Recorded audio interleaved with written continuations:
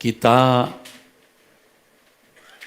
membuka Alkitab dari Lukas pasal 20 ayat 36 dan ayat-ayat berikut.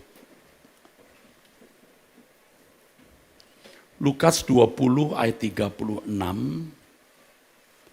sebab mereka orang percaya yang setia tidak dapat mati lagi. Mereka sama seperti malaikat-malaikat dan mereka adalah anak-anak Allah. Karena mereka telah dibangkitkan.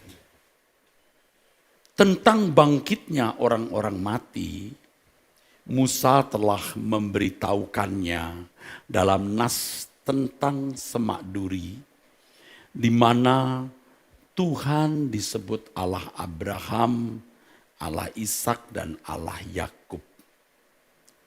Ia bukan Allah orang mati, melainkan Allah orang hidup, sebab di hadapan Dia, di hadapan Tuhan, di hadapan Allah, semua orang hidup.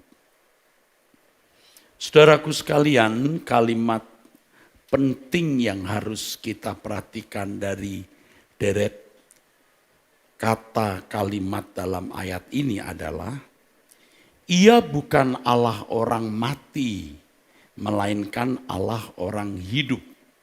Sebab di hadapan Allah semua orang hidup. Allah orang hidup. Artinya bahwa Allah menciptakan manusia agar berkeberadaan atau berkeadaan hidup. Hidup artinya memiliki fisik atau tubuh yang bergerak dan beraktivitas. Makan, minum, dan melakukan segala kegiatan, serta dapat bersentuhan atau berinteraksi dengan Allah dan ciptaannya. Jadi kalau dikatakan hidup artinya memiliki fisik atau tubuh yang dapat bergerak. Ingat, physically, bukan roh. Makan, minum, dan melakukan aktivitas.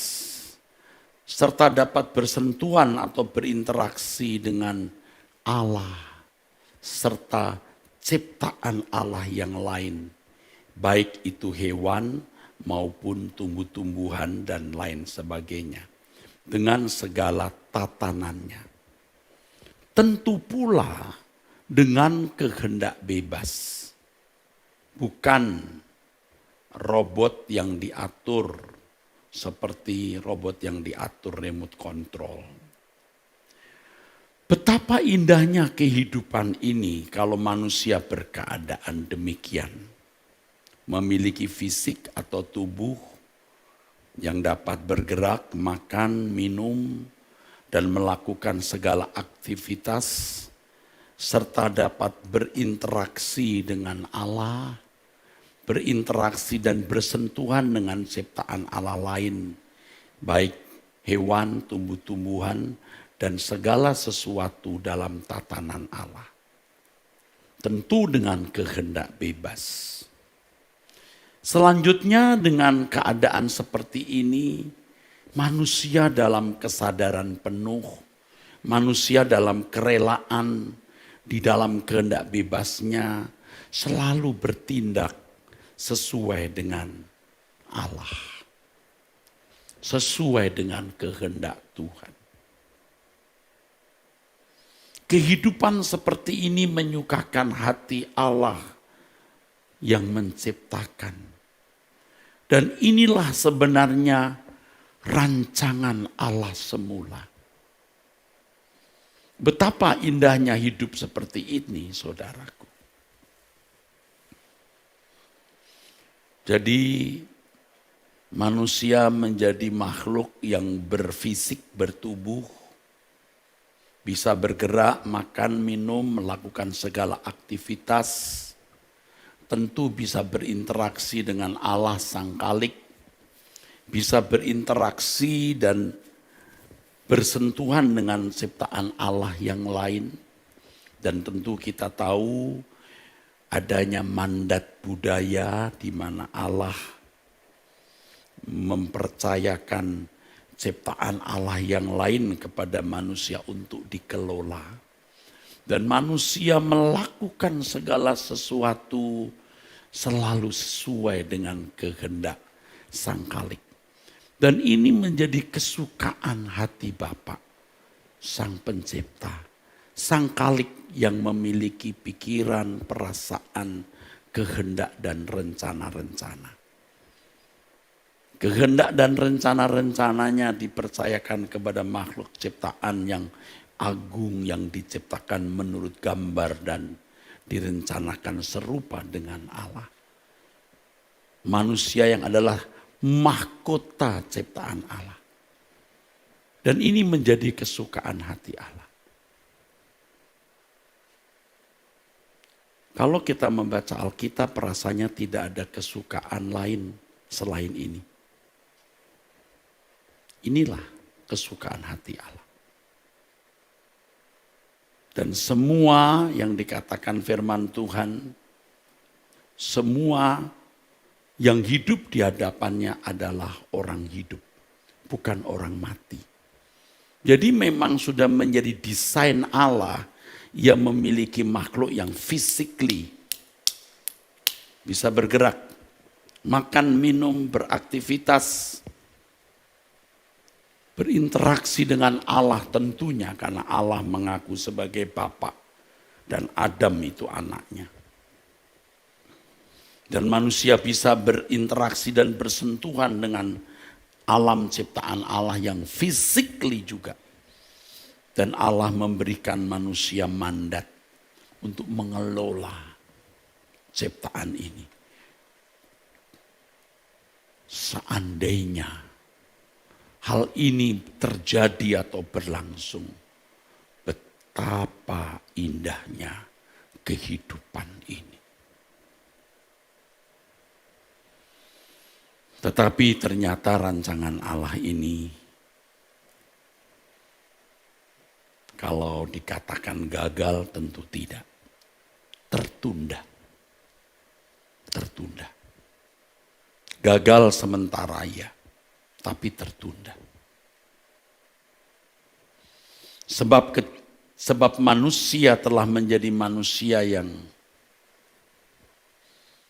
tidak bisa berinteraksi dengan Allah secara benar. Karena manusia tidak mampu berbuat sesuatu yang selalu sesuai dengan kehendak Allah. Dan ini yang dikatakan dalam Roma pasal 3 ayat 23, manusia telah kehilangan. Mestinya teks aslinya eustereo, lack of, kurang. Manusia tidak bisa mencapai keadaan yang serupa dengan Allah. Manusia tidak mampu berpikir, berperasaan seirama dengan Allah Bapaknya. Sehingga manusia tidak bisa memproduksi kehendak-kehendak yang tepat seperti yang Allah inginkan. Ini namanya kehilangan kemuliaan Allah. Tetapi bukan berarti manusia menjadi bejat. Memang ada yang menjadi bejat, tetapi tidak semua orang menjadi bejat. Manusia bisa tetap menjadi baik. Tetapi kebaikan manusia bukanlah kebaikan standar Allah. Karena masih berkeadaan meleset.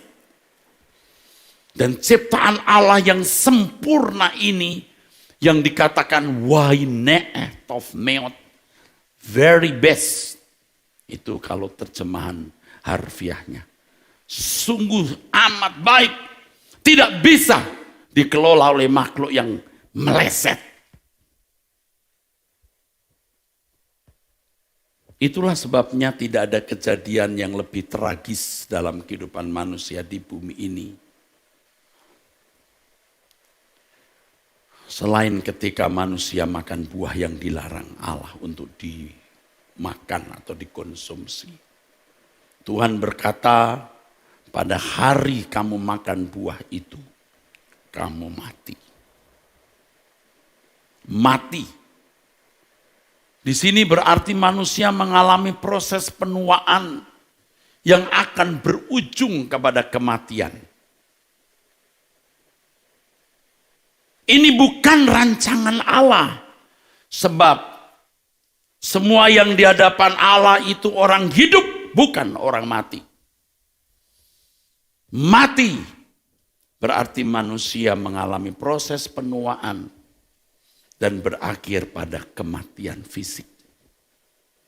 Tetapi selain itu, saudaraku, dengan makan buah yang dilarang Allah untuk dikonsumsi, manusia kehilangan kemampuan untuk memiliki ketepatan bertindak seperti yang Allah inginkan.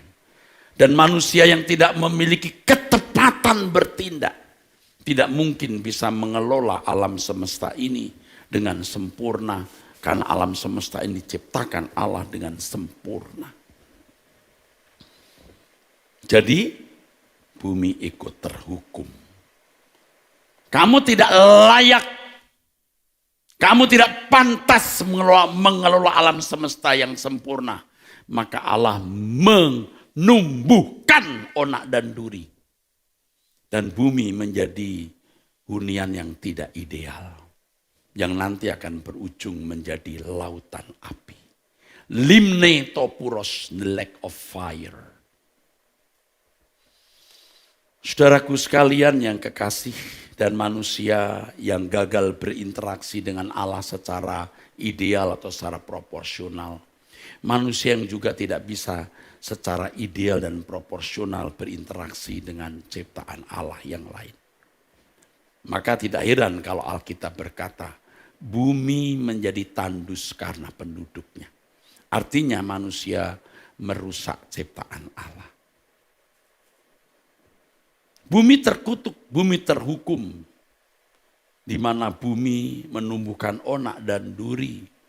Dan hal ini mengisyaratkan bahwa bumi ini tidak akan menjadi hunian yang ideal untuk selamanya. Suatu hari akan dibinasakan. Oleh karenanya harus ada hunian lain.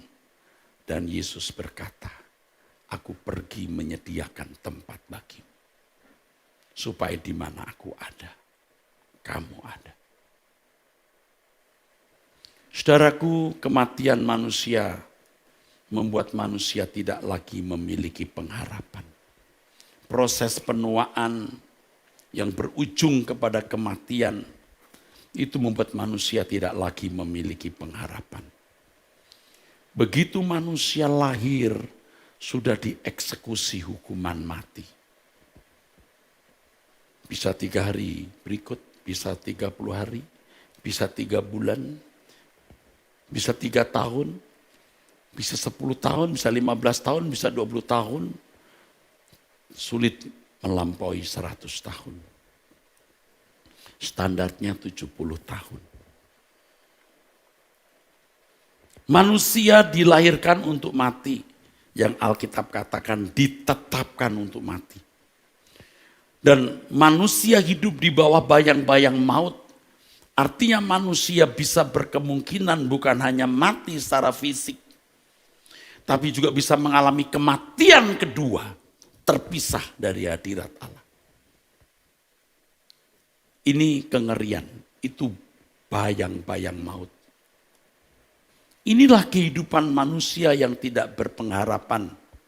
Kehidupan manusia adalah kehidupan yang tidak berpengharapan.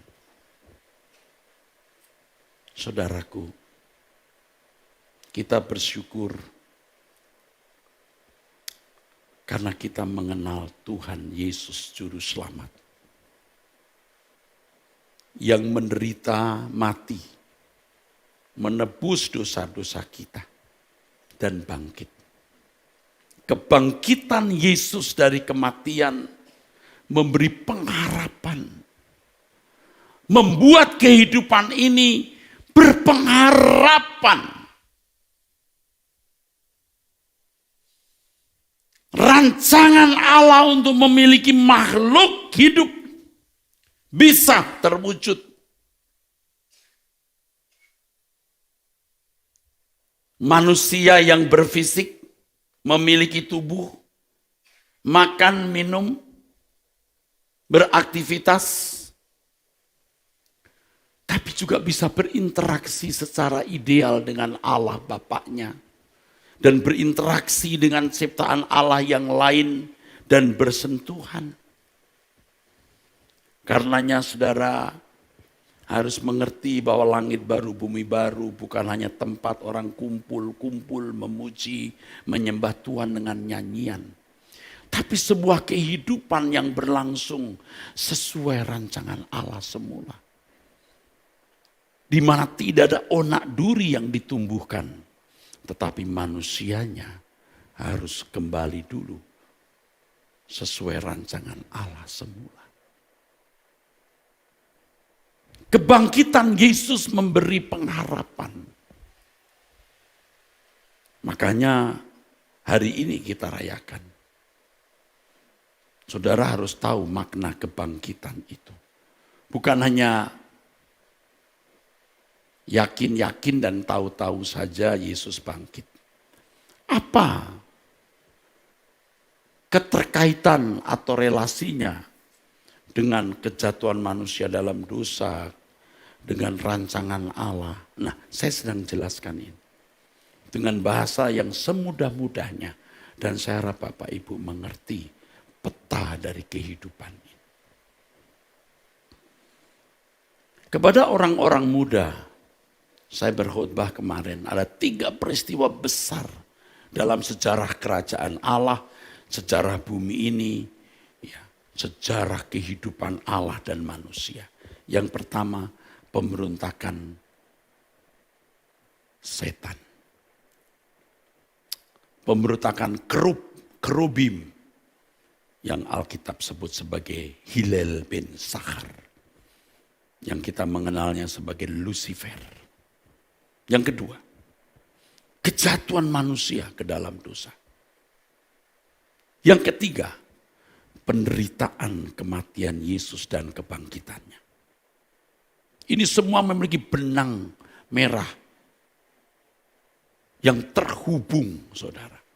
Nah, sekarang saya sedang menjelaskan benang merahnya itu. Saudara jelas? Saudara mengerti? Saudara beri tepuk tangan untuk kebenaran ini. Supaya saudara bisa menemukan gambaran, peta dari kehidupan. Kebangkitan Yesus dari kematian memberi pengharapan. Jadi membuat hidup ini berpengharapan. Kalau tidak, wah,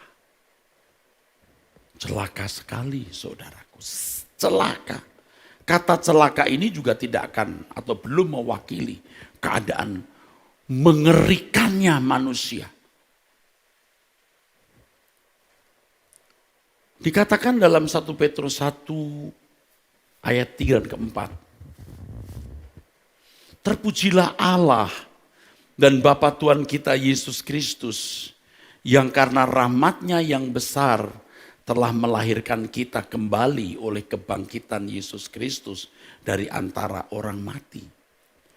Jadi kita seperti dilahirkan dari seorang yang tidak berpengharapan, lalu menjadi orang yang diberi pengharapan, seperti dilahirkan oleh kebangkitan Yesus Kristus dari antara orang mati kepada suatu hidup yang penuh pengharapan untuk menerima suatu bagian yang tak dapat binasa, yang tak dapat cemar, dan yang tak dapat layu, yang tersimpan di surga, di langit baru, bumi baru. Jadi saudara harus menaruh pengharapan kebahagiaan saudara di dunia yang akan datang, bukan di bumi ini. Kita tidak boleh menaruh pengharapan kebahagiaan kepada sesuatu di bumi ini. Sebab kalau kita melakukannya, kita tidak mungkin bisa setia kepada Tuhan. Kita akan berkhianat kepada Tuhan. Tidak mungkin kita optimal, maksimal, nekat untuk hidup dalam kesucian. Kita harus menaruh pengharapan kebahagiaan kita kepada Tuhan, pada Tuhan. Di dunia yang akan datang, bukan di bumi ini. Untuk mengubah irama jiwa kita yang rusak ini tidak mudah. Tetapi kalau saudara tidak melakukannya, berarti saudara seperti istri Lot yang menoleh ke belakang.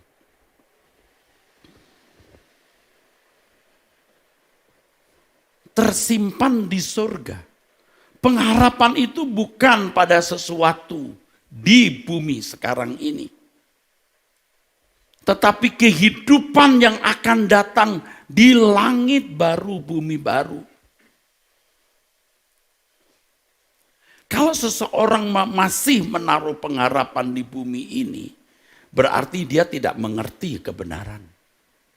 Tidak mungkin dia menjadi Kristen yang benar. Tidak mungkin. Tidak mungkin dia tidak berkhianat kepada Tuhan. Orang-orang seperti ini sejatinya belum mengenal keselamatan. Orang yang mengenal keselamatan dan memahami nilai keselamatan itu, dia tidak akan menaruh pengharapan kebahagiaannya di bumi ini. Dia akan menaruh pengharapannya hanya di langit baru, bumi baru. Makanya kalau saudara membaca 1 Petrus pasal 1 itu, saudaraku, mari kita lihat ya. 1 Petrus pasal 1 di ayat 13. Sebab itu siapkanlah akal budimu. Pikir baik-baik. Pikir, renungkan. Gunakan logikamu. Tentu logika rohani, bukan logika duniawi. Petrus menulis ini untuk jemaat, bukan untuk orang-orang kafir atau bukan orang yang tidak percaya, tapi jemaat yang Petrus katakan di awal suratnya sebagai orang suci. Jadi tidak sembarang orang ya saudaraku. Siapkan akal budimu, berpikirlah serius, waspadalah. Artinya hati-hati karena pikiranmu bisa disesatkan dari kesetiaanmu yang sejati kepada Kristus. Seperti Hawa diperdaya ular. Dan letakkanlah pengharapanmu seluruhnya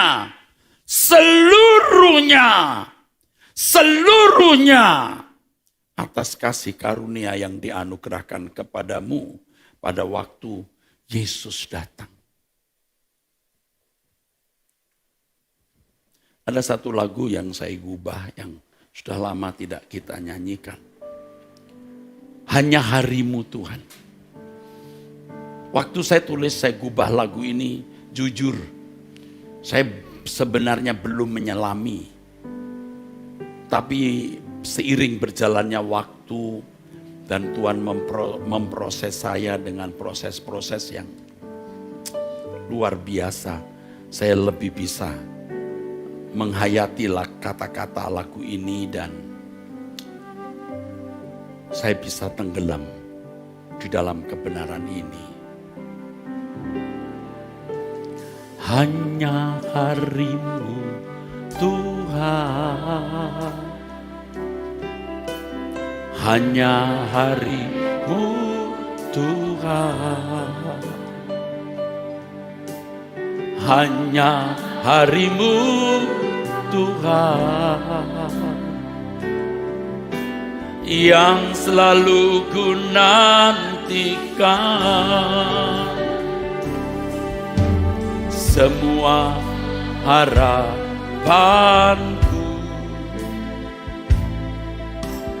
ku taruh kepadamu. Besar ku memandang wajah, ku memandang wajahmu. Takkan ku harap lagi bahagia dunia ini, semua hanya semu belaka. Tuhan dan kerajaan-Mu itu segenap hidupku sekarang dan selamanya. Hanya hari-Mu Tuhan.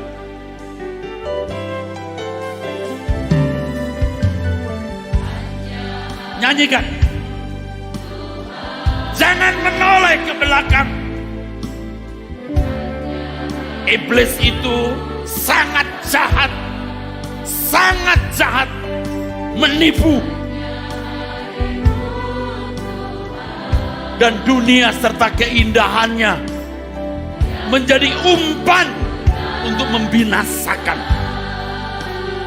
semua. Tulus dan berbahagialah engkau yang tulus.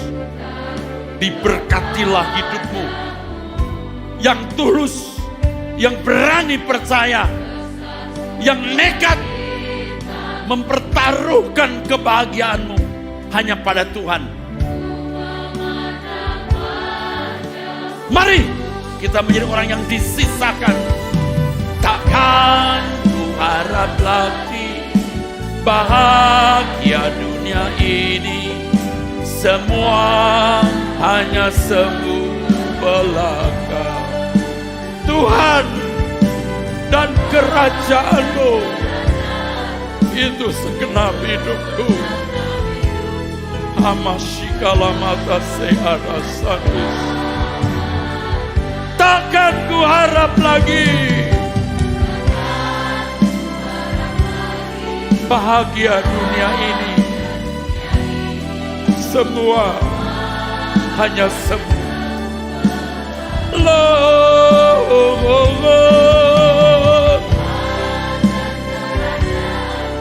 Itu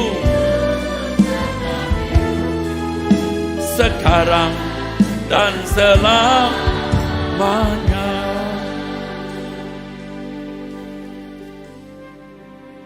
Hiduplah sebagai anak-anak yang taat dan jangan turuti hawa nafsu yang menguasai kamu pada waktu kebodohanmu. Artinya dalam segala keadaan taat. Ketika kita menaruh seluruh pengharapan kebahagiaan kita pada Tuhan, tidak bisa tidak kita mengupayakan kehidupan yang tidak bercela.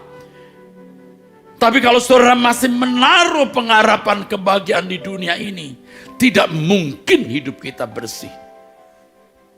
Kita beri tepuk tangan untuk kebenaran ini. Maka dikatakan di kalimat berikutnya, hendaklah kamu menjadi kudus dalam seluruh hidup.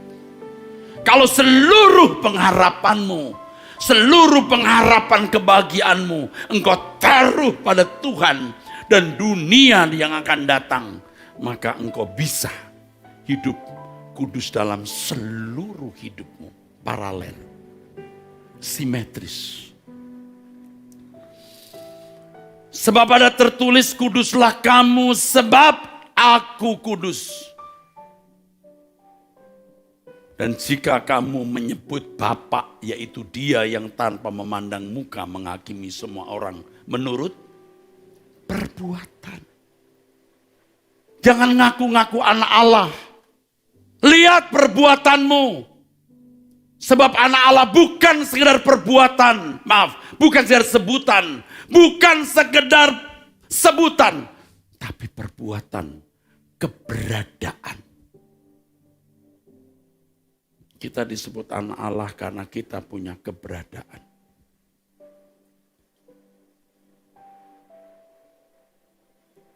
Hendaklah kamu hidup dalam ketakutan selama kamu menumpang di dunia. Saudara renungkan, suatu hari saudara dan saya akan menghadap tahta pengadilan Tuhan. Saya harap tidak ada saldo lagi di dalam dirimu. Saldo. Saudara punya saldo uang makin banyak, makin senyum. Ini saldo dosa. Tuhan akan menghabisi semua saldomu lewat peristiwa-peristiwa hidup. Anda yang gampang tersinggung, untuk menjadi orang yang tidak tersinggung, Anda harus mengalami kejadian di mana Anda harus tersinggung. Nah, waktu itu saudara menghabiskan saldo. Bagaimana Anda bisa tahu bahwa Anda sudah tidak mata keranjang? Ketemu dulu lawan jenis yang memberi kesempatan Anda melakukan perzinahan. Ketika Anda punya kesempatan itu, saudara berkata tidak. Anda menghabisi saldo. Saldo kodrat dosa. Saldo sinful nature, saudara. Makanya Tuhan bekerja dalam segala hal mendatangkan kebaikan, saudara. Tiap hari kita harus periksa diri. Sebab natur dosa tidak akan muncul sebelum ada impuls atau rangsang. Amin. Kalau seluruh pengharapan kita taruh pada Tuhan. Kita taruh pada Tuhan, bukan pada dunia ini sekarang. Pada Tuhan di langit baru, bumi baru. Berapapun harganya kita bayar. Amin. Jadi saudara kenapa tidak nekat? Karena Anda masih punya pengharapan kebahagiaan di bumi ini. Kalau gajiku naik, kalau rumahku besar, atau paling tidak kalau aku punya rumah pribadi. Dan berbagai kesenangan. Bukan tidak boleh punya rumah, mobil, atau wisata. Tapi jangan jadikan itu kebahagiaan hidupmu. The Lord is the only happiness we have. Amin. Yang belum menikah, jangan ngotot cari jodoh. Lewati saja hari. Lewati. Kiri kanan kulihat saja. Banyak pohon cemara. Tuhan kalau memandang Anda dapat jodoh, dapat. So easy. Gampang buat Tuhan. Kalau belum, ya belum. Jangan ngegeratak seperti mau cair jatuh ke darat. Klepek-klepek. Nggak perlu. Ya Pak Eras ngomong begitu udah punya jodoh. Kita nih yang belum menikmati surga dunia. Langsung surga nggak pakai dunia. Yang nggak punya anak ya jalani lewati hari. Tanya Tuhan, Tuhan memang aku diperkenan punya anak atau tidak. Bayi tabung boleh enggak? Semua ditanyakan ke Tuhan. Saudara suatu hari ketemu Tuhan. Tuhan akan tanya, kamu nurut sopo? Kamu nurut dirimu sendiri atau nurut aku? Amin saudara. Di bumi ini enggak ada pengharapan. Sudah terhukum onak duri, ini isyarat akan dihancurkan jadi lautan api. Tuhan menyediakan tempat bagi kita. Tapi kitanya dipermak dulu. Di reset. Amin. Redefine. Makanya kita ada di sini.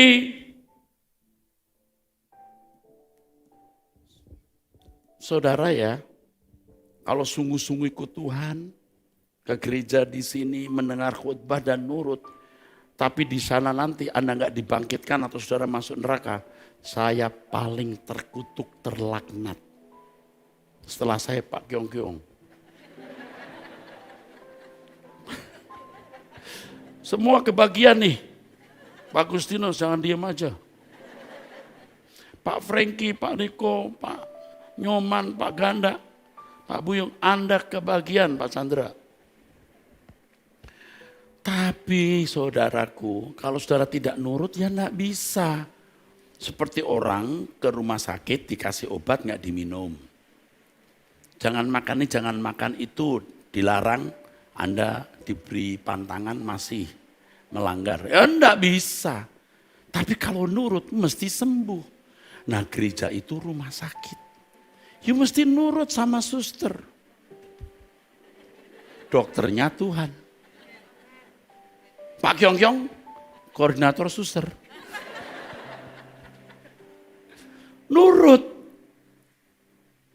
Saudara jangan tidak nurut ya. Udah dengar khotbah begini dengan bahasa yang paling mudah, walaupun saya menjelaskan sesuatu yang ada kerumitan atau ada kompleksitasnya, tapi sudah jelas. Amin? Jelas. Enggak ada, Tuhan Yesus tidak bangkit itu enggak ada harapan. Makanya orang kalau merayakan kebangkitan Tuhan dengan sorak-sorai, kita tanya, lu ngerti enggak kenapa lu seneng? Ya dia bangkit, haleluya. Kenapa? Pokoknya bangkit aja. Pakai. Nah sekarang saya sedang menjelaskan. Kalau dia bangkit, kau punya pengharapan, amin. Taruh pengharapanmu seluruhnya di situ.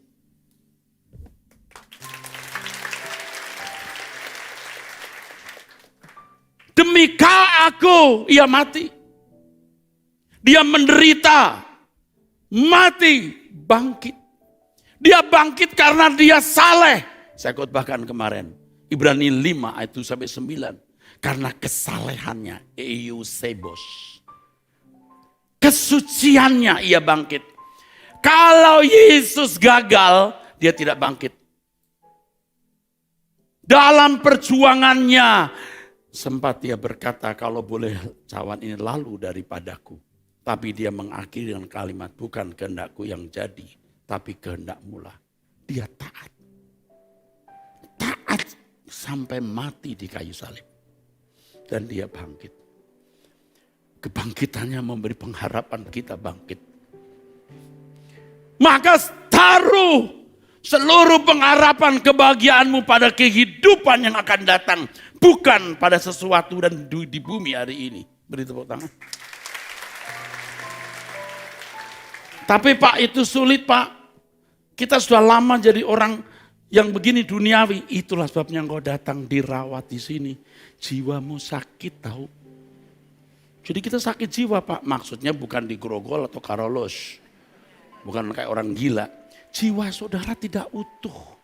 Makanya firman itu menguduskan, menyembuhkan. Saudara harus mengerti firman ini. Saya pun berjuang melakukannya Pak. Kasihan ibu, jalan udah pakai tongkat. Mati gak bangkit gimana? Nanti kalau ibu bangkit gak pakai tongkat lagi.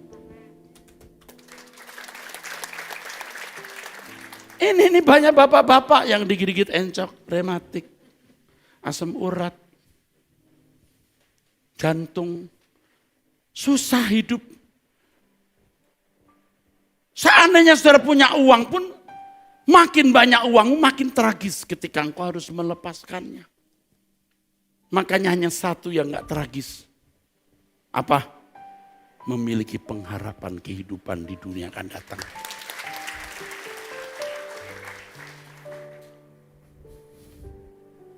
Terus saudara mendengar firman ini, saudara serap. Kalau engkau menaruh seluruh pengharapanmu pada Tuhan dan kehidupan yang akan datang, engkau harus kudus di dalam seluruh hidupmu. Sebab kamu menjadi anak Allah. Kamu akan menjadi anggota keluarga kerajaan Allah. Kamu menyebut dia Bapa. Kalau kau menyebut dia Bapa, dia tidak memandang mukamu. Dia tidak lihat status Kristenmu, tapi dia lihat perbuatanmu. Apakah kamu telah memiliki perbuatan standar anak Allah yang Yesus lakukan, yang taat sampai mati, bahkan mati di kayu salib. Sebab kamu tahu bahwa kamu telah ditebus dari cara hidupmu yang sia-sia, yang kamu warisi dari nenek moyangmu itu. Bukan dengan barang yang fana, bukan pula dengan perak atau emas, melainkan dengan darah yang mahal, yaitu darah Yesus Kristus. Yang sama seperti darah anak domba yang tak bernoda dan tak bercacat. Kamu itu jadi anak Allah bukan gratis, dibeli. Dibeli. Kamu ditebus bukan sekedar dosa-dosa masa lalumu dihapus. Tetapi kamu ditebus untuk keluar dari cara hidup kamu yang sia-sia. Yang kamu warisi dari nenek moyang. Patro paradoto. Supaya kamu layak masuk dunia baru nanti. Katakan amin.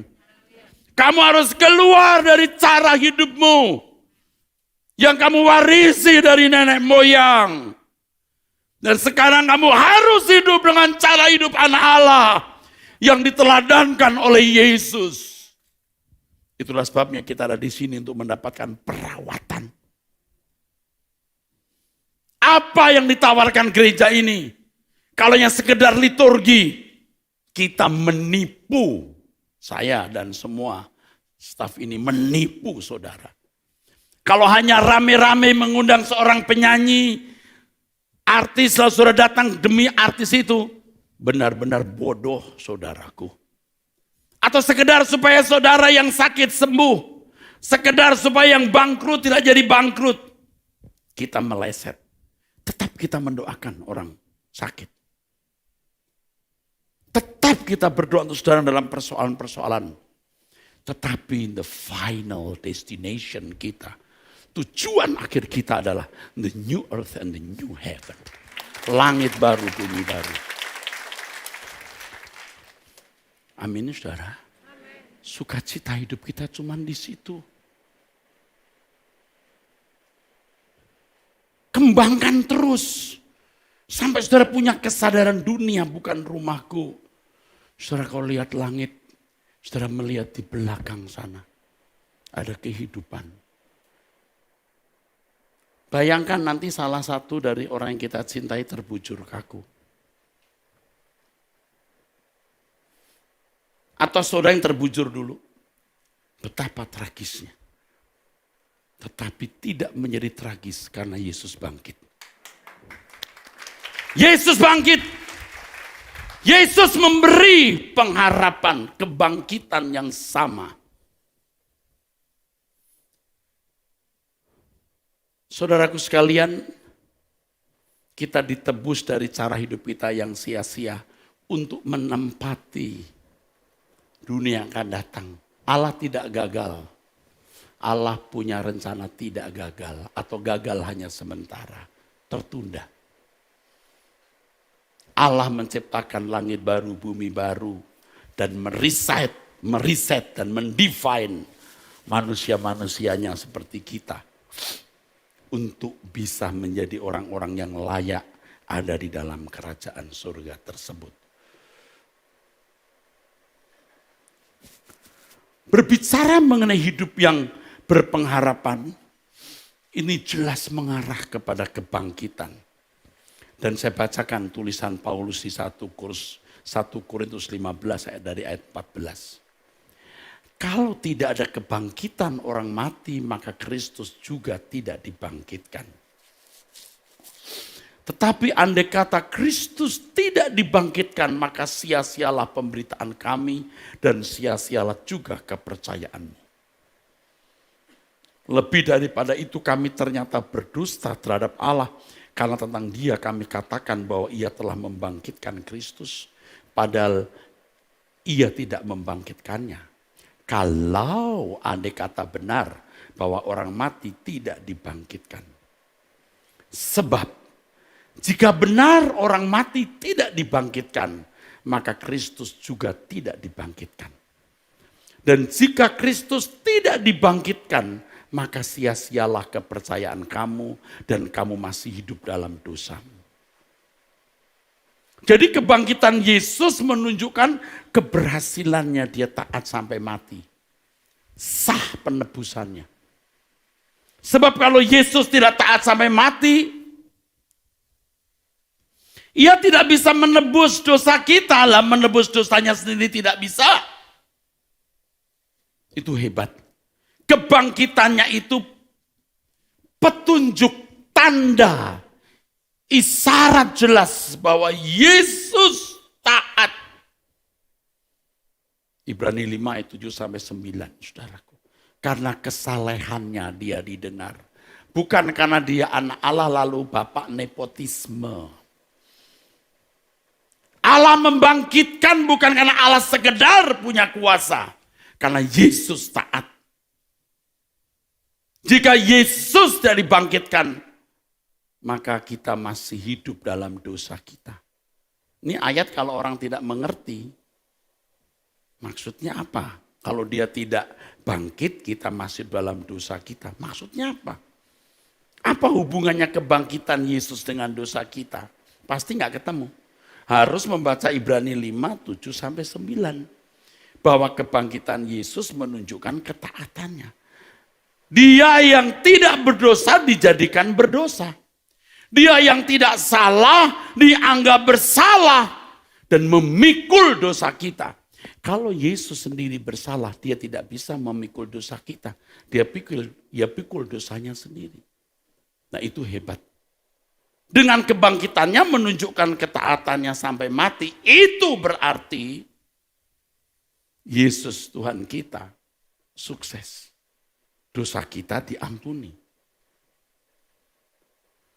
Iblis itu terus mau menjatuhkan Yesus sampai di kayu salib. Dan klimaks dari penderitaan Yesus ketika dia berkata, Eloi, Eloi lama sabachthani. Allahku, Allahku, mengapa engkau meninggalkan aku? Tetapi di puncak krisis genting itu, dia tetap mempercayai Bapaknya dan mengatakan, ke dalam tanganmu kuserahkan nyawaku. Tidak ada kecurigaan. Tidak ada kesalahan satu kata pun di mulut Tuhan kita Yesus Kristus. Hanya ada kata ya untuk Bapa di surga.